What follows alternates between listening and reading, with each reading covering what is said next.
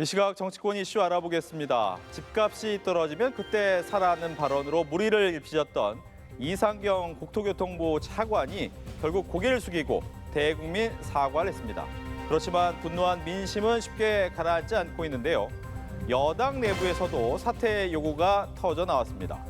더불어민주당 박지원 의원은 이 차관을 국민 염장 지르는 나쁜 사람으로 규정하며 공개적으로 책임질 것을 요구했습니다. 야당은 이 차관 개인의 차원을 넘어 정부의 오락가락하는 10월 15일 부동산 대책 전반에 대한 문제라면서 목소리를 높이고 있습니다. 이재명 정부의 첫 국정감사 후반전을 향해 가고 있습니다. 과방위와 법사위 등에서 여야가 치열하게 맞붙고 있는데요. 정쟁적 이슈가 지나치게 부각되면서 국감의 본래 취지와 목적은 가려지고 있다는 지적도 나오고 있습니다. 맹탕 국감이라는 비판을 이번엔 피할 수 있을까요? 관련된 이야기 자세히 나눠보겠습니다.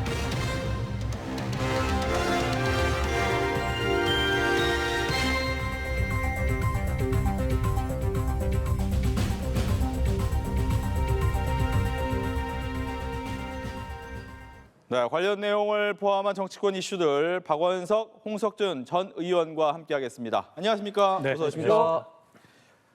네, 논란에 휩싸인 이상경 국토교통부 1차관이 유튜브 생중계 형식으로 대국민 사과문을 발표했습니다. 발언 먼저 듣고 오겠습니다.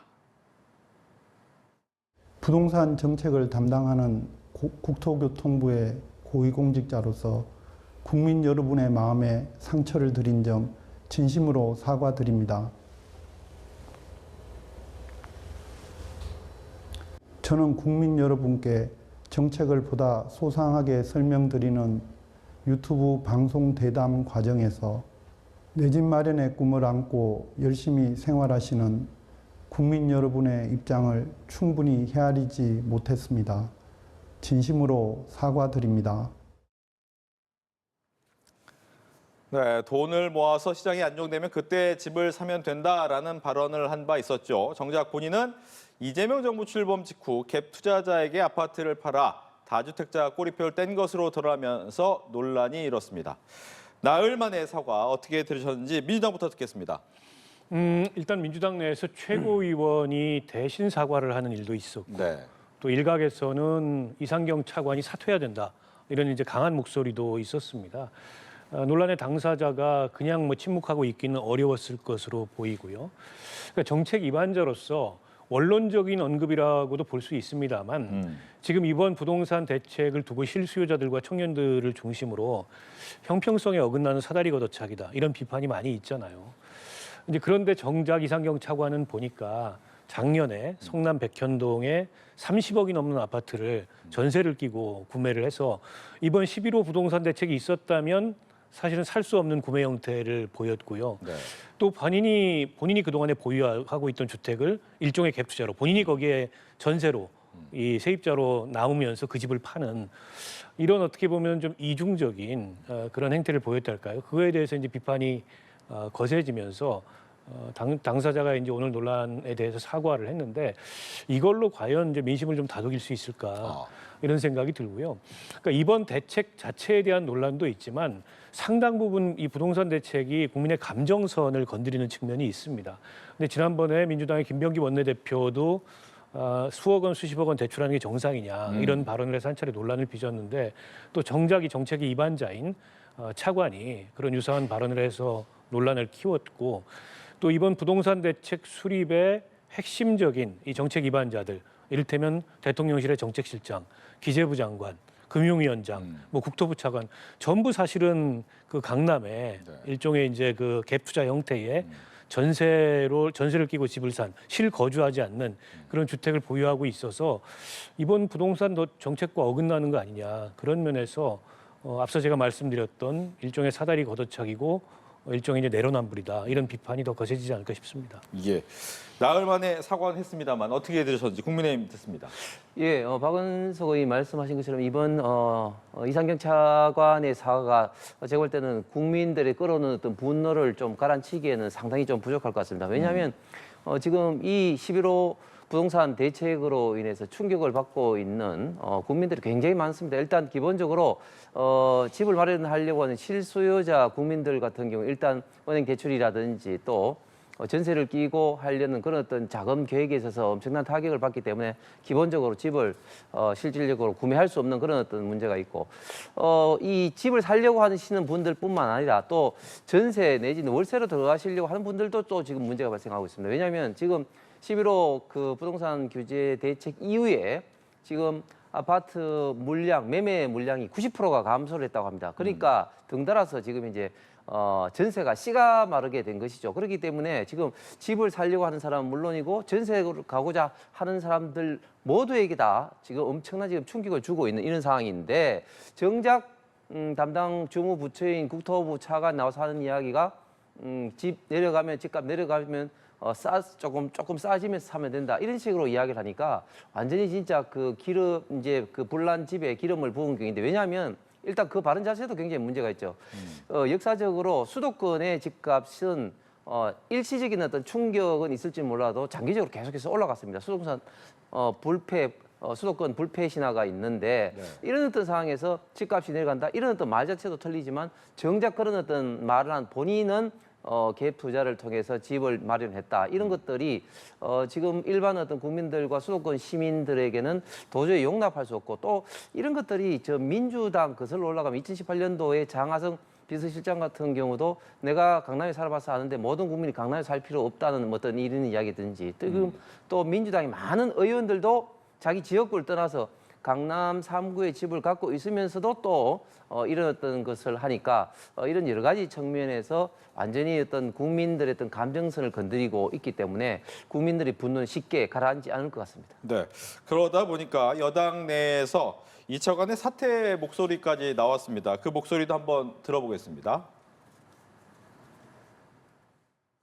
국민의 말초신경을 아주 비율을 상하게 그따위 소리를 하면은 저 같으면은 책임을 지고 사퇴하는 것이 좋고 책임을 지고 사퇴하는 것이 좋겠다라고 얘기를 했는데 사퇴까지 가야 되는 사안입니까?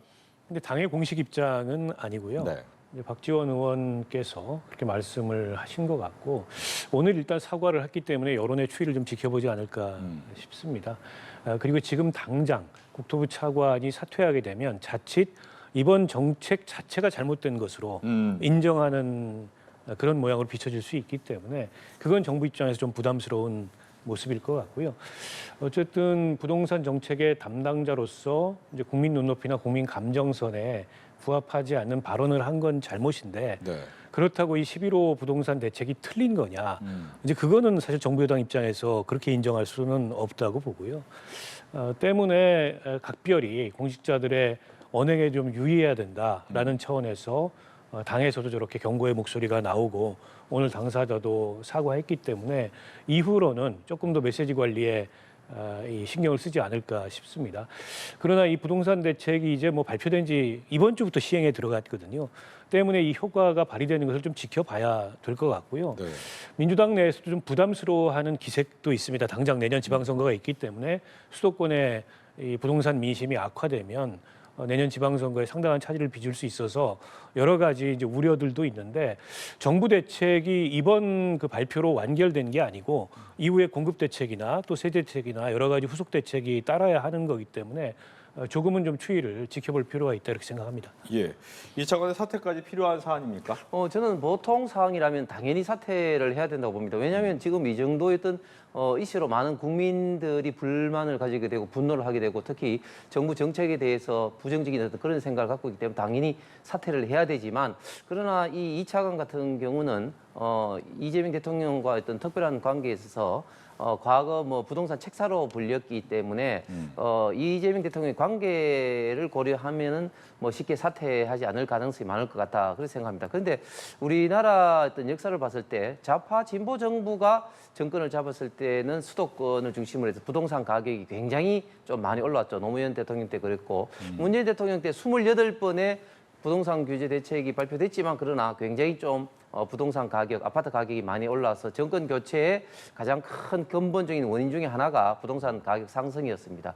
왜 그렇게 되냐면 이런 어떤 수요적인 측면에서 지나치게 어떤 규제를 하는 반면에 사실상 어떤 공급 대책은 거의 없었습니다. 지금 이재명 정권에서도 공급 대책은 뭐 추후에 뭐 한다 이렇게 하지만 제가 볼 때는 글쎄 이게 잘 될지 모르는 이런 상황에서 근데 과거보다는 훨씬 더 이런 어떤 수요 억제 정책도 하기가 어렵습니다. 왜냐하면 현금을 갖고 있는 사람들, 그러니까 전 세계적으로 글로벌 유동성 과잉이 되면서 현금을 갖고 있는 사람들도 많고 특히 외국인들, 중국인을 중심으로 한 외국인들은 사실상 이번 규제에 사각지대에 놓여 있기 때문에 이런 어떤 현금성을 갖고 있는 사람들이 과거보다 더 많아서 부동산을 억제하고자 하는 기본의 어떤 목적도 쉽게 과거보다는 달성하기가 더 어렵게 되어 있는 것 같습니다. 네.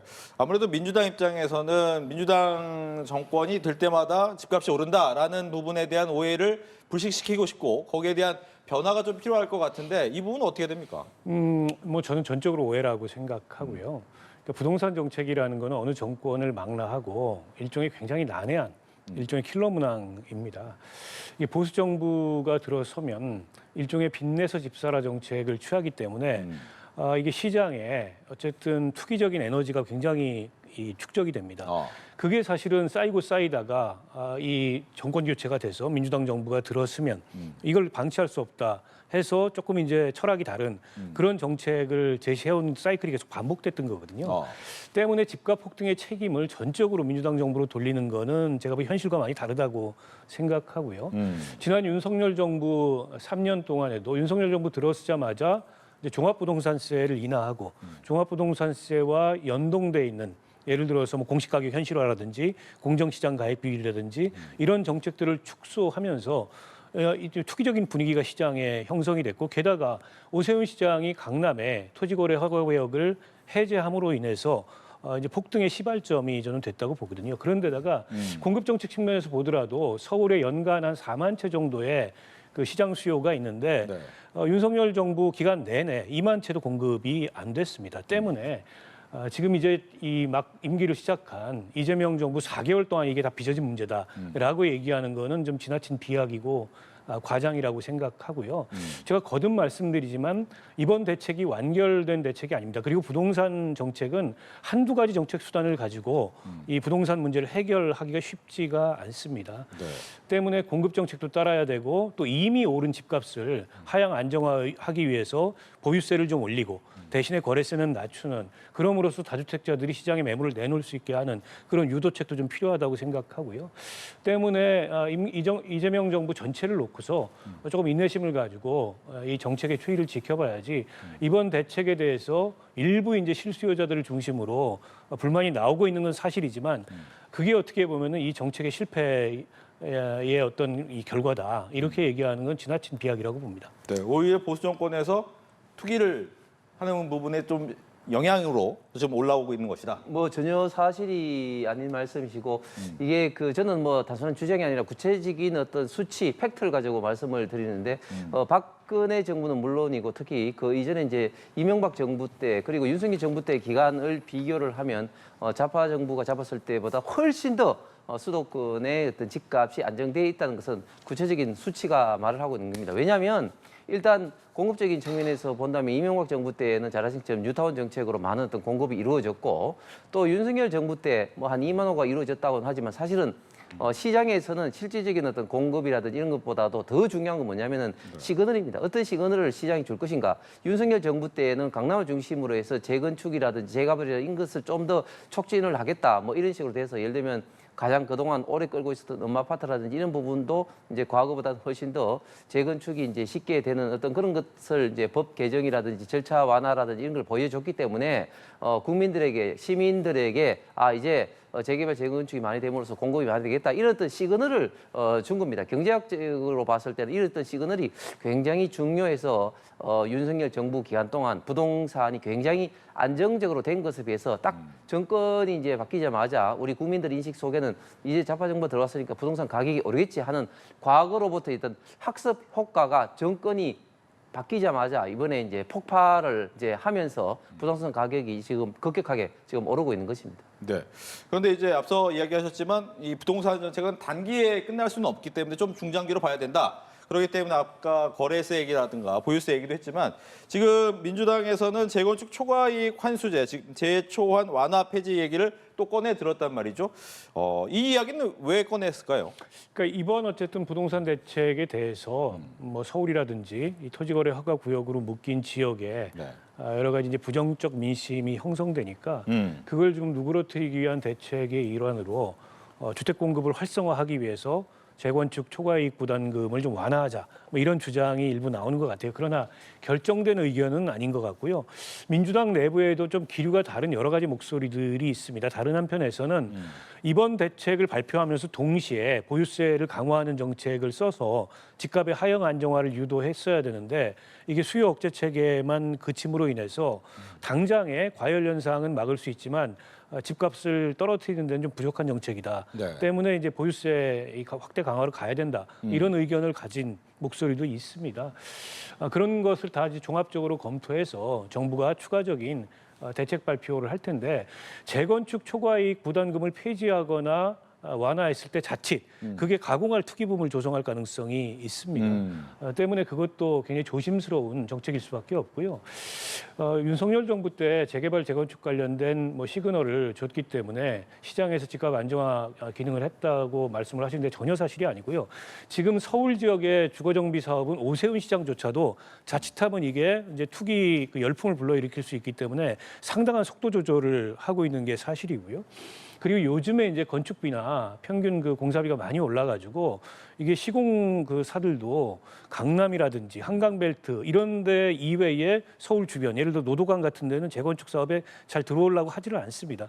때문에 말처럼 그렇게 재건축 재개발을 통한 주거정비 사업이라는 게 간단치 않다. 이 말씀도 동시에 드리겠습니다. 네, 재건축 초과이익 환수제의 완화나 폐지 가능성이 나오는 이유는 어디 있습니까? 아무래도 이제 이걸 뭐 좀 긍정적으로 해석하면은 이제 공급을 하기 위해서 재건축 재개발을 촉진하기 위해서 이제 그렇겠죠. 그런데 이제 이게 또 다른 큰 문제가 발생할 수밖에 없습니다. 왜냐하면 재개발 재건축 이 초과이익 환수제의 가장 큰 목적이 뭡니까? 결국은 부동산으로 인한 지나친 어떤 불로소득이 발생하는 것을 막고 이 부동산으로 인한 어떤 빈부 격차를 막고자 하는 것이 이 재건축 초과이익 환수제의 가장 기본적인 어떤 목적이 됩니다. 그런데 이것을 완화를 하면 오히려 부동산 투자를 장기적으로 봤을 때는 더 조장하는 그런 어떤 결과를 초래하는 것이죠. 그렇기 때문에 이건 일시적으로 봤을 때 뭐 재건축 재개발을 통해서 공급을 해보자 이런 취지로 저는 이 재건축 초과이익 환수제를 완화 내지 폐지하는 것은 장기적으로 봤을 때 우리 대한민국 특히 수도권 수도권 부동산 정책에서 굉장히 큰 문제가 발생하게 되고 이 문제는 부동산 정책뿐만 아니라 우리나라 전체 국민들에게 이 부동산으로 인한 불로소득, 이 부의 불평등으로 인한 위화감을 조성할 수도 있기 때문에 또 다른 큰 문제를 발생하기 때문에 이 문제는 굉장히 신중하게 접근을 해야 된다고 봅니다. 예, 이제 행안위에서 서울시 국정감사를 하는데 오후에 들어서 이 오세훈 서울시장과 정치 브로커 명태균 씨가 서울시 국정감사장에서 대면을 했습니다. 공천 개입 의혹을 두고 발언이 엇갈렸는데 오늘 발언 듣고 이야기 나눠보겠습니다. 그 전날 올라오려고 준비하고 있는데 특검에서 연락이 와서 오세훈 시장과 11월 8일 10시에 특검에서 대질 질문을 한답니다. 그래서 지금 나와 있는 조사한 걸 갖고 대질 질문을 하기 때문에 오늘 제가 의원님들한테 죄송한 말씀이지만 양해를 좀 구하는 게 지금 언론에 나왔던 것들을 좀 물어봐 주셨으면 좋겠어요. 왜냐하면 지금 오늘 다 이야기해버리면 대질 질문 때 거기 다 맞춰서 오잖아요. 네, 그거 좀 부탁드리겠습니다. 예, 오세훈 시장이 여태까지 저를 2번 만났다, 아니다, 내쫓았다, 캠프에 어떻다, 다 거짓말 아닙니까? 몇 번 만나셨어요 그러면? 7번 만났어요. 7번. 예, 오세훈 시장님 7번 맞습니까? 입장을 좀 말씀드리겠습니다. 저도 잠깐 한 1분 내에 입장을 한 말씀드립니다. 30초 안에 좀 해주십시오. 예, 5월까지는 검찰에 수사를 했고 그 이후에 최근에 검찰로 수사가 넘어갔는데 그 5월 달에 제가 검찰에 강력하게 요청했던 것은 명태균과의 대질신문이었습니다. 당시에 이루어지질 않았습니다. 근데 이번에 특검에서 대질신문 신청을 받아들여 주셨습니다. 예. 그거는 그래서 뭐 11월 8일 날 이제 대질신문을 드디어 하게 되는데 명태균 씨도 마찬가지겠지만 저도 이 자리에서 사실관계에 대해서 이야기를 하게 되면 알겠습니다. 전 사실 대질신문에서 제가 밝히고 싶은 게 많습니다. 그걸 여기서 미리 제 미천을 이용할 이유가 없기 때문에 오늘은 뭐 좋습니다. 재판 전략이다 이런 뜻이시네요. 네, 그러니까 저에게 사실관계에 대해서 물어보시더라도 그 사실관계 아니 한 번에서 두 번 만났는데 무슨 뭐 할 얘기가 많습니까? 그러니까 오늘은, 쟁점에 대한 그거는 이미 드러난 쟁점인데 답변을 의원님 안 하신 걸로 말씀에 알겠습니다. 제가 답변을 자제할 자, 수밖에 없다는 점 네, 양해해 자, 주시기 바랍니다. 예, 네. 오늘 지금 서울시 국정감사의 모습을 저희가 잠깐 보고 왔습니다. 이 명태균 씨, 오세훈 시장과 함께 여론조사 대납 의혹에 대한 공방을 이어가고 있었는데 일단 다음 달 8일 특검의 질문을 받아야 되기 때문에 대답을 다 자제하겠다라는 것이 공통된 내용이었지만 만난 횟수에 대해서는 명확히 좀 다른 모습을 좀 보이는 모습이었습니다. 국민의힘부터 뭐 어떻게 들으셨는지? 예, 일단 뭐 특검의 대지를 앞두고 국감장에서 저렇게 한다는 자체가 사실 맞지 않죠. 그리고 또 국감에서 또 국정조사도 마찬가지지만 법률상 진행되고 있는 수사라든지 재판에 관여할 수 있기 때문에 사실은 저런 어떤 서울시 국감에 명태균 씨를 부른 것 자체도 사실은 좀 제가 볼 때는 좀 부적절한 것 같습니다. 어쨌든 이번 국감도 그렇지만 이제 특검에서 이제 두 사람이 이제 이야기를 이제 하게 되는데 사실 명태균 씨는 어떤 선거 브로커로서 계속해서 지금까지 수사 중이라든지 언론에 있어서 이제 말이 좀 달라지고 있습니다. 지금 오세훈 시장 관련해서도 뭐 본인이 계속해서 말이 좀 달라졌을 뿐만 아니라 특히 이런 비공개 여론조사 관련해서도 핵심적인 상황에 대해서는 말이 좀 달라진 거기 때문에 특검에서 지금 현재까지 드러난 것 이상 뭐 새롭게 부각될 뭐 이슈는 그렇게 많아 보이지는 않습니다. 알겠습니다. 민주당 얘기했습니다. 그 지금 핵심 쟁점은 오세훈 시장이 명태균 씨에게 본인이 유리하게 나오는 여론조사를 의뢰했는가, 그리고 그 비용을 측근을 통해서 대납했는가, 요거지 않습니까? 근데 명태균 씨는 그렇게 함으로써 본인이 오세훈 시장을 만드는데 기여를 했다, 이 주장을 하는 거고, 오 시장은 뭐 전혀 그런 사실이 없고 명태균 씨를 그렇게 가까이 하지 않았다, 이 주장인 것 같아요. 그러니까 저는 이 진실 공방처럼 진행이 되고 있지만 진위는 어쨌든 수사를 통해서 가려질 수밖에 없다고 보고요. 명태균 씨는 그동안에 윤석열, 김건희 두 분과의 그 여론조사를 통해서 일종의 이제 대가성 김영선 공천을 받은 거에 대해서는 어제 재판에서도 굉장히 어떻게 보면 부인하는 그런 발언을 했는데, 반면에 오세훈 시장에 대해서는 적극적으로 인정하고 본인이 어쨌든 그런 여론조사를 했고 비용까지 대납받았다. 조금은 좀 상식적으로 납득하기 어려운 그런 어쨌든 모습을 보이고 있어요. 객관적으로 드러난 모습을 보면 오히려 뭐 카톡이라든지 전화라든지 이런 걸 통해서 윤석열 전 대통령이나 김건희 씨하고 김영선 전 의원 공천에 대해서 긴밀하게 이렇게 상의한 듯한 모습을 보였는데, 정작 본인은 다른 주장을 하고 있어서 수사 결과를 좀 지켜봐야 되지 않을까 싶습니다. 네. 과방위 국감 얘기로 넘어가겠습니다. 최민희 위원장이 좀 논란에 휩싸였어요. 딸 결혼식 논란도 있었고, MBC 감사에서는 이제 보도본부장을 국감장에서 퇴장시킨 것을 두고 또 공방이 있었고, 오늘 KBS에서는 KBS가 윤석열 정권에 부역했다라는 내용의 얘기도 또 나온 것 같습니다. 일단 현 상황에서 좀 최 위원장의 사퇴를 국민의힘에서는 촉구를 하고 있어요. 이 부분 먼저 듣겠습니다. 예, 지금 최민희 위원장의 발언들을 보면 과방위 위원장으로서 굉장히 부적절한 발언들을 계속적으로 좀 반복해서 하고 있는 것 같습니다. 딸 결혼식에 대해서 특히 국감 기간 중에 피감 기관들에 알려서 이렇게 많은 화원이라든지 이렇게 오염이 되느냐, 특히 또 청첩장에 뭐 계좌번호는 물론이고 카드가 있다는 문제 지적에 대해서 본인은 양자역학을 공부하느라고 딸 결혼식에 대해서 전혀 신경을 못 썼고, 딸이 전적으로 장소라든지 뭐 시간이라든지 이런 걸 결정했다고 했지만 그것이 다 거짓으로 이제 드러났는데, 또 MBC 비공개 국감입니다. 저도 21대 때 과방했기 때문에 비공개 국감을 많이 했는데, 사실 MBC에 가서 뭐 본인의 어떤 어떻게 보면 조금 불만이 그런 이야기를 하더라도 보도본부장을 퇴장시키는 조치는 뭐 지금까지 제가 알고 있는 범위에서는 한 번도 없었고, 또 그렇게 해서도 안 됩니다. 뭐 본인이 좀 비판을 하는 건 모르겠지만 퇴장 조치를 하는데 또 그 다음에 또 하는 이야기가 MBC가 본인 관련해서는 친국힘적인 그런 어떤 보도를 한다. 이게 그 과연 MBC가 친국힘적인 보도를 한다는 것을 좀 이해를 할 국민들이 과연 있을까요? 그런데 또 오늘 또 KBS 가서는 또 윤석열 대통령이 부역을 한다 하는데 사실 KBS도 지금 민은연 소속의 그 노조가 대다수이기 때문에 윤석열 대통령 관련된 뭐 부역이라는 그런 어떤 표현을 할 정도의 어떤 방송을 구조적으로 도저히 할 수가 없는 그런 어떤 구조입니다. 그럼에도 불구하고 일반적인 어떤 의원도 아니고 가방위 위원장으로서 저런 식으로 언론의 비판을 하는 것은 언론 자유의 어떤 본질적인 어떤 침해다 뭐 이렇게 볼 수밖에 없고 또 그동안 또 은행이라든지 또 가방위 운영하는 것도 굉장히 많은 어떤 문제점들이 있어서 국민의힘에서는 이번 기회에 좀 최민희 위원장 거취를 표명했으면 좋겠다 이런 생각입니다. 네, 최 위원장을 둘러싼 논란에 대한 이야기입니다. 글쎄요, 어쨌든 국감 기간 중에 자녀가 국회에서 이제 결혼을 함으로써 논란이 발생했는데 경위가 어떻든 뭐 결과를 놓고 봤을 때 적절한 처신은 아니죠. 그 점에 대해서 최 위원장은 나름대로 본인 사정을 얘기했습니다만 조금은 더 겸허한 모습을 보였으면 좋겠다라는 생각이고요. MBC 비공개 국감에서 보도에 관여할 수 없는 보도본부장이 답변 태도가 마음에 들지 않는다고 퇴장을 시킨 거는 지나친 처사였다고 생각합니다.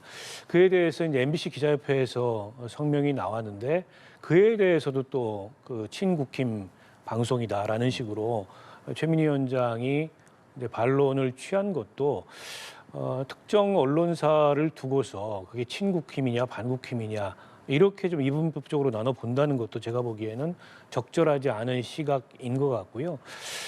지금 이제 뭐 오늘 국감에서도 그런 비슷한 말씀을 하셨다고 하는데 이제 국회 상임위원장은 어쨌든 그 상임위 운영을 원활하게 하기 위해서 여야 간사의 합의를 통해서 상임위를 운영하는 책임을 맡고 있는 보직이지 다른 상임위원들, 다른 국회의원들에 비해서 우월적 지위를 가진 사람이 아니거든요.